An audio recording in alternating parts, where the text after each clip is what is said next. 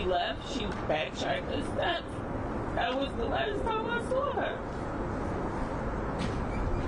Jashyah is a smart girl, like, and I can't reiterate that enough. She would not stay out. She would not go off with anyone. She's a homebody. She plays video games. She likes to cook again. She plays with her little brothers like her best friend. I cannot imagine what she might be going through if she just being away from us this long, being away from her family who loves her very much. If anybody knows anything, please come forward. My baby is going to high school. She's a good girl. Please.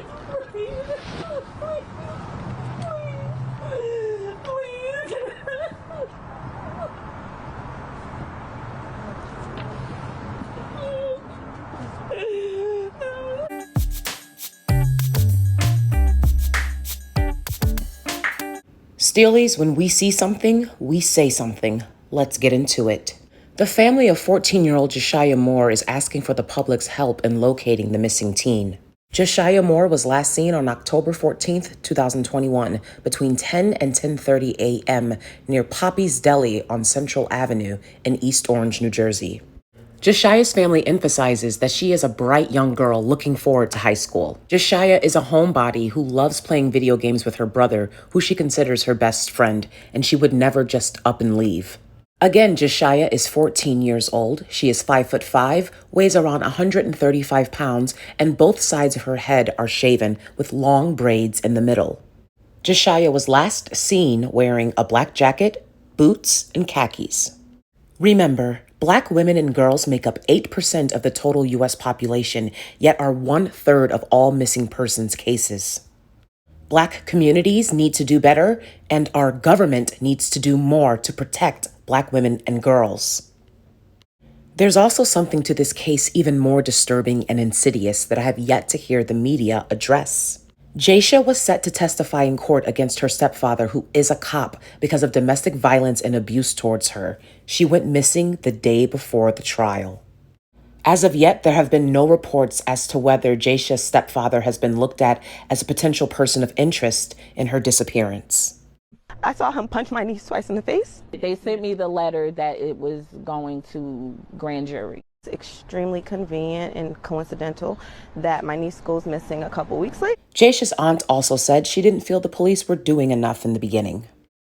I felt as though not enough urgency was had, not enough was being done. I think especially when we were talking to those detectives in that bodega, they were like, oh no, the minute a missing persons happens, you report it initially. This is not like the movies where you wait 24 hours, 72 hours or anything like that. But the thing was, in that, I felt like there was a lack of urgency because when we were in that bodega and talking to those officers, they, like, one at a time, started buying snacks, walked out of the bodega.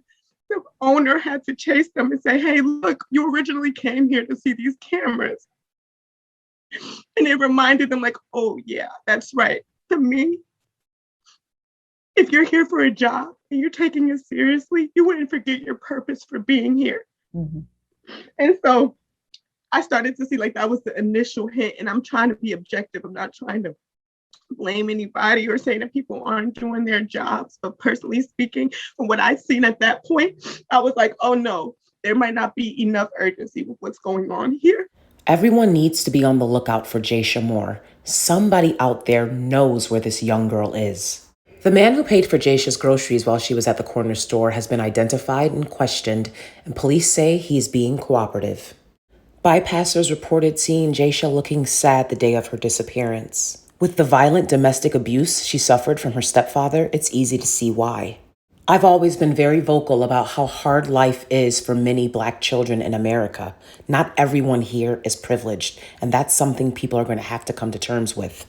We can't afford to sit around and wait for someone to come and save us. We have to do that for each other now.